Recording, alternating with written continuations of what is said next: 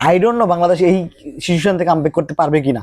একটা উন্নয়নশীল দেশকে তোরা কি করলি, আইসিইউতে ভর্তি করাই দিলি। হুইল চেয়ারে বসে থাকা একটা দেশকে শেখ হাসিনা দৌড়ানো শিখাইছে, আর তোরা ওই জায়গা থেকে ওই দেশটাকে দৌড়ে নিয়ে এসে আজকে আইসিইউতে ভর্তি করাই দিলি। আসসালামু আলাইকুম এভরিওয়ান, কি অবস্থা সবার? আশা করি সবাই ভালো আছেন। আজকে দাতলা মোসাদ্দেকের একটা কথা ডিকোড করি। গতকাল বঙ্গোপসাগরের এখানে ভারতের মিসাইল উড়ার পরে দাতলা মোসাদ্দেক বলতেছে 3 বেলা না খেয়ে থাকো তবু অস্ত্র বানাও। ফার্স্ট অফ অল, এরা যেহেতু শাহওয়াহাদির উত্তরসূরি, তাই এদের কথাবার্তায় জঙ্গি টাইপের কথাবার্তা হবে, দ্যাটস এ নর্মাল ইস্যু। দাতলা মোসাদ্দেক, তোমার জন্য আমার একটা কথা, তুই যদি ভাই 3 বেলা না খাইয়ে থাকস তাহলে তুই তো নিজেই মারা যাবি, তুই অস্ত্র বানাবি কিভাবে? তোকে 3 বেলা খাইতে হবে, নিজে সুস্থ রাখতে হবে, পরে তুই নিজের নিরাপত্তা নিয়ে ভাববি। তুই যেখানে খাইতে পারতেছিস না সেখানে তুই দেশের নিরাপত্তা নিয়ে কিভাবে ভাববি? এই তোদের মতো জঙ্গিরা এই দেশটাকে দেশের মানুষকে সর্বোচ্চ ক্ষতির সম্মুখীনে যে ফেলে দিছস, এইটা বাংলাদেশের জনগণ এখন হারে হারে রিয়েলাইজ করতেছে। একটা জিনিস চিন্তা কর, এই দেশের একজন মহামানব দেশরত্ন শেখ হাসিনা, তার দূরদর্শী চিন্তার কারণে আজকে আমরা একটা জায়গা চলতেছিলাম। সে যেভাবে প্রমিস করতেছিল, আমাদেরকে তার ফিডব্যাক দিচ্ছিল, আমরা যদি ওই অনুযায়ী কাজ করি তাহলে আজকে আমরা একটা জায়গা চলে যেতাম। বাট এই তোদের মতো জঙ্গিদের কারণে আজ যোজন যোজন পিছিয়ে গেছি। একটা জিনিস চিন্তা কর, তুই যখন অস্ত্র বানানোর কথা চিন্তা করবি, অবশ্যই তার আগে তোকে 3 বেলা খাইতে হবে, নিজে বাঁচতে হবে, তোর স্বাস্থ্য মেনটেন করতে হবে, তোর ইকোনমি দাঁড়াইতে হবে, দেন তোর দেশের নিরাপত্তা ইস্যু নিয়ে চিন্তা করতে হবে।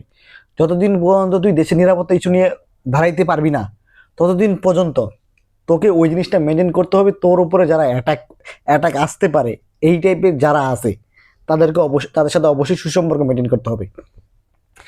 যেই জিনিসটা করে গেছিলেন দেশরত্ন শেখ হাসিনা।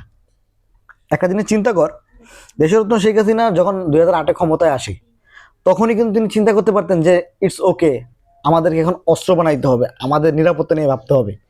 কিন্তু বাস্তবতা হচ্ছে, বাংলাদেশের মতো একটা থার্ড ক্লাস কান্ট্রি থেকে, যেখানে আমাদের ইকোনমির অবস্থা খুবই বাজে, আমাদের পড়াশোনার অবস্থা খুবই বাজে, আমাদের চিকিৎসার অবস্থা খুবই বাজে, যেখানে আমরা ধ্বজভঙ্গ একটা অবস্থা, ওই জায়গা থেকে এই এই মানুষটা চিন্তা করছিল, না, আগে আমরা 3 বেলা খাবো, সুস্থ থাকবো, দেন পরবর্তীতে আমরা আমাদেরকে দেশকে আরো সামনে আগায় নিয়ে যাব।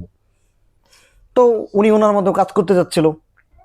ফার্স্ট অফ অল, তোর ইকোনমি তো দাঁড়াইতে হবে। যদি ইকোনমি যখন দাঁড়াবে, তখন তুই নেক্সট প্ল্যান চিন্তা করতে পারবি, দেশের সিকিউরিটি ইস্যু নিয়ে চিন্তা করতে পারবি। তো যদি ফার্স্ট অফ অল ইকোনমি যদি না থাকে, কেমন চিন্তা করবি? তো উনি জাস্ট ফার্স্ট অফ অল আমাদের ইকোনমিতে ফুল ফোকাস করছিল, যার ফলে আমরা কি পাইলাম? পদ্মা সেতু, metro rail, elevator express, Rooppur পারমাণবিক কেন্দ্র, বঙ্গবন্ধু টানেল, বঙ্গবন্ধু স্যাটেলাইট সহ ভাই আজকে হাজার হাজার উন্নয়ন। তার উন্নয়ন বলতে গেলে 2 ঘন্টা কথা বলতে হবে চোখ বন্ধ করে, ডিটেলসে বলতে গেলে সারা দিন লেগে যাবে।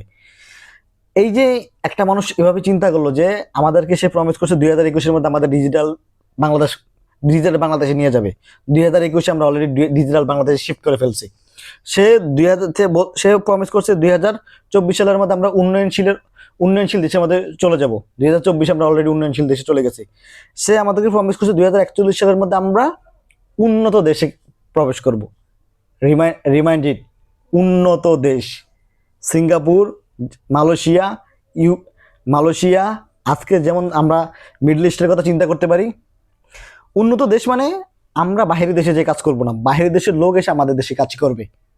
একটা জিনিস চিন্তা কর, আজকে উন্নত দেশ মানে দেশের রত্ন শেখ হাসিনা জাস্ট আমরা 3 বেলা ভালো মন্দ খাবো, সুস্বাস্থ্য থাকবো, বিষয়টা এরকম না।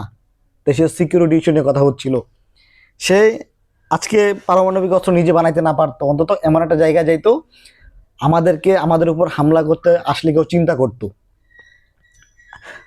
এই মানুষটা চিন্তা করছে যে এখন আমরা যদি 3 বেলা খাইতে না পারি, আমরা যদি 3 বেলা পড়তে না পারি, আমরা তো নিরাপত্তা ইস্যু নিয়ে ভাবার সুযোগ নাই। আগে পেট শান্তি তো দুনিয়া শান্তি। তো এই মানুষটা চিন্তা করছে আমরা আগে আমাদের ইকোনমিটা স্ট্রং করব, ইকোনমিটা এমন একটা জায়গায় নিয়ে যাব যে আমাদেরকে আর পিছনে থাকাইতে না হয়, দেন আমরা অন্য কিছুতে ফোকাস করব। আজকে ইরানের কথা চিন্তা করি ভাই, আজকে ইরানের উপর যত হামলা হচ্ছে, ইরানের মানুষজন ইরানের সরকারের প্রতি বিশ্বাস করে, এই জিনিসটা আমাদের একটা সেলফ রেসপেক্ট শো করতেছি। বাট ইরানের ইকোনমির অবস্থা খুবই বাজে, খুবই বাজে। আজকে যে ইরানের এই দশ নামতেছিল, এই দশের পিছনে কারণ কি? ইরানের ইরানের এই বাজে ইকোনমি। ঠিক আছে, ইরানের অনেক অস্ত্রপাতি আছে, বাট আমরা ওই জায়গাটায় যাচ্ছিলাম। আর 10 থেকে 15 বছরের মধ্যে আমরা আজকে ইরানের মতো একটা জায়গায় চলে যেতাম। আমাদের ইকোনমি থাকতো সিঙ্গাপুরের মতো, আমাদের অস্ত্রপাতি থাকতো ইরানের মতো। পারমাণবিক অস্ত্র না থাকুক, কোনো পারমাণবিক শক্তিধর দেশ আমাদের উপর অ্যাটাক করার আগে 3বার চিন্তা করতো।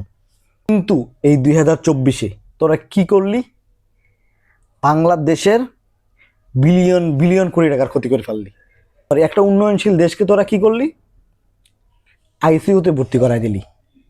হুইল চেয়ারে বসে থাকা একটা দেশকে শেখ হাসিনা দৌড়ানো শিখাইছে, আর তোরা ওই জায়গা থেকে ওই দেশটাকে দৌড়ে নিয়ে এসে আজকে আইসিইউতে ভর্তি করাই দিলি। আই ডোন্ট নো বাংলাদেশ এই সিচুয়েশন থেকে আমব্যাক করতে পারবে কিনা।